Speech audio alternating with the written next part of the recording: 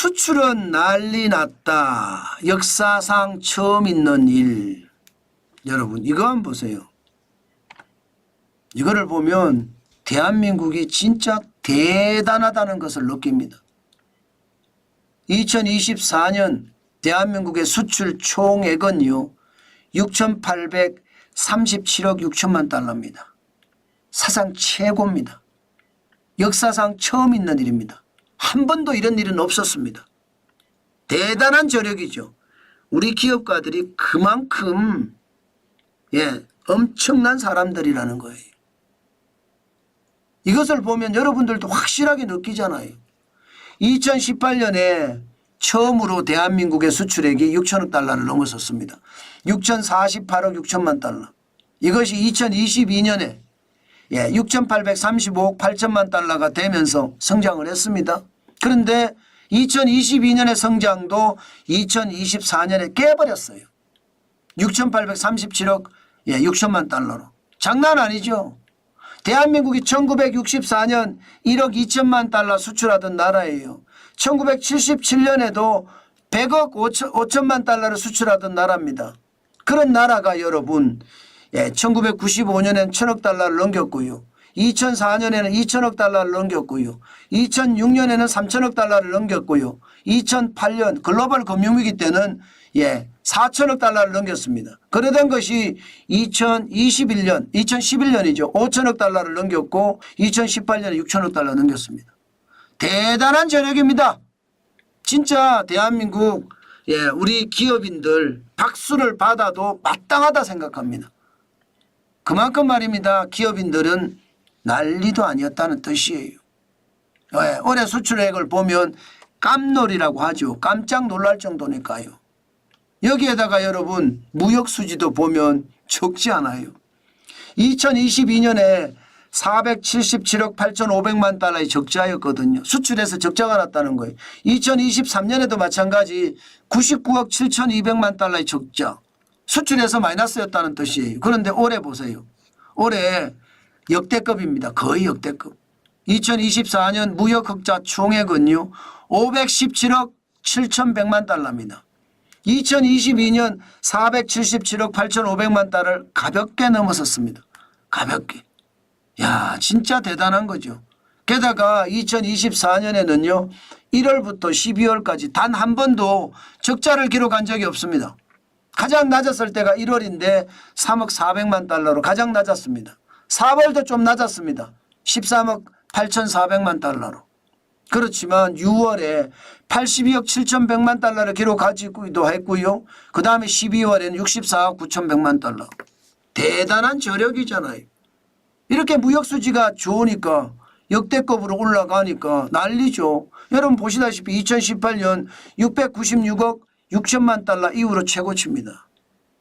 진짜 잘 나가는 거예요. 2022년 477억 8천만 달러 마이너스, 2024년 99억 7천만 달러가 마이너스, 그러나 2024년에는 517억 7,100만 달러의 플러스. 참 대단한 기록을 했다 이렇게 생각이 들죠. 저는 이런 것을 보면서요. 기업인들이 애국자라고 저는 생각해요. 대한민국에 기업인들이 없었으면 대한민국은 어떻게 됐을까요? 아마 대한민국은 박살났을 겁니다. 박살났을 거예요. 그만큼 말입니다. 기업인들의 고군분투는 진짜 대단하다 이렇게 이야기할 수 있습니다. 사실 12월만 잘라서 한번 볼까요? 12월만. 12월에는요. 비상계엄의 후폭풍과 탄핵 전국의 후폭풍이 경제를 계속 충격을 줬던 시기거든요. 이 충격을 줬던 시기 우리 수출은 어땠는지 한번을 보면 우리 경제의 기초 체력을 가늠할 수 있을 겁니다. 정치가 못해도 경제는 버텨준다 이 말입니다. 충분히 있을 수 있는 일이라고 저는 생각을 하거든요. 왜냐하면 12월의 수출을 보니까 적지 않거든요. 12월의 수출입 액수를 보면 수출이 613억 7,800만 달러예요. 이게 여러분 500억 달러가 넘어도 이게 월간 수출로는 높다 하거든요. 높다. 그런데 613억 7,800만 달러예요. 6.6%가 늘었습니다. 수입은 반면에 줄어들었어요. 이게 수입이 줄어드는 게 수입을 적게 한 게 아니고요. 에너지원, 원유 수입이나 가스 수입이나 석탄의 수입이 뚝 떨어졌기 때문에 이게 액수가 줄어든 겁니다. 548억 8,800만 달러. 그러니까 무역수지가 64억 9,100만 달러가 난 거예요. 12월만 봐서. 12월만 봐서. 대단하죠. 탄핵 정국에 비상계엄에 난리도 아니고 나라는 완홈이라고 이야기하잖아요. 무정부 상태에 가까운데도 경제는 계속 굴러갑니다. 그만큼 6월에도 수출이 12월에도 수출이 6.1%나 늘었고요. 시장의 예측치보다 올라갔습니다. 심지어. 그러니까 시장에서는 야 대한민국 진짜 대단하다 이렇게 인정하기 시작을 했습니다. 아마 오늘 주식시장도요. 제가 변동폭이 있을 거라고 말씀을 드렸는데 아마 수출을 보면 오히려 상승폭이 더 강하지 않을까 저는 그런 생각도 해보는 겁니다.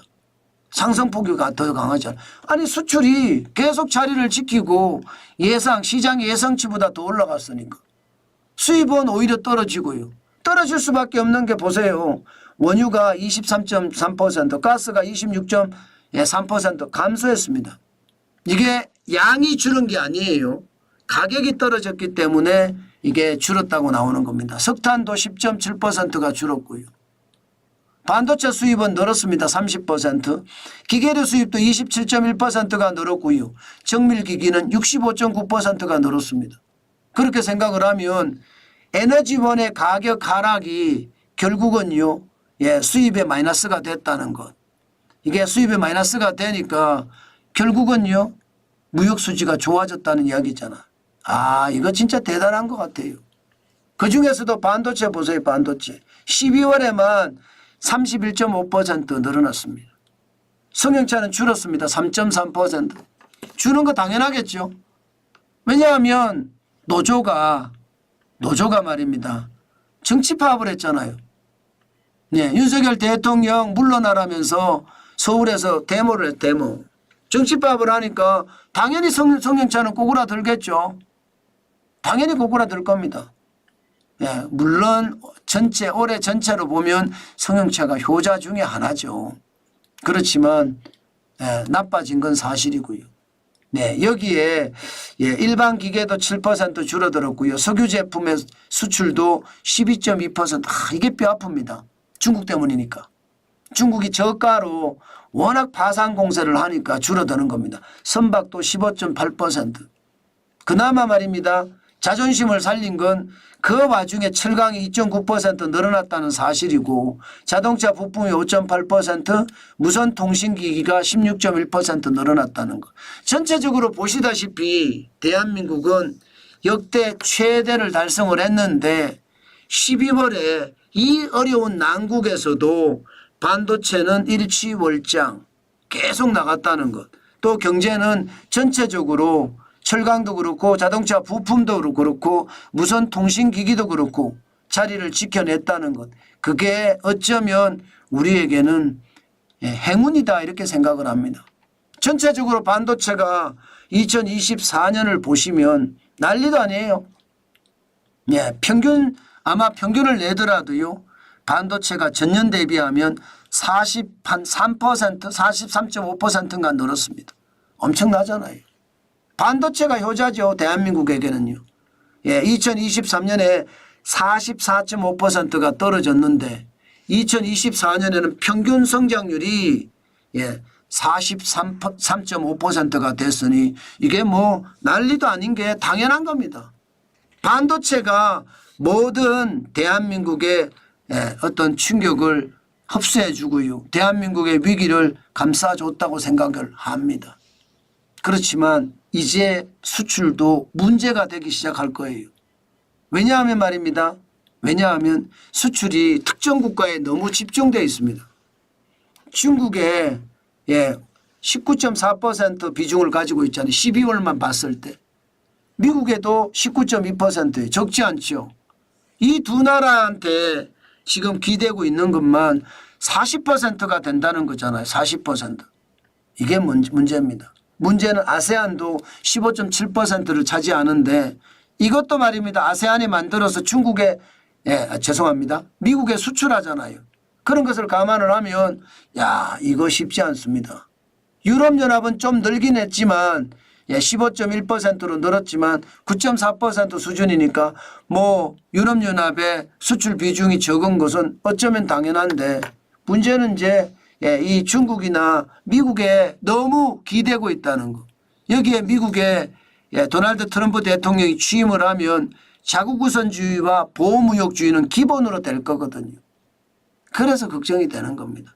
그나마 중국도 조금 늘어난 게 다행이다. 12월에 5.5% 늘어났으니까 11월에 0.6% 떨어졌다가 12월에 좀 늘어났으니까 그나마 다행이다. 이런 얘기는 하지만요. 이게 결국 트럼프 대통령이 취임을 하면 미중 충돌은 불가피할 거고요.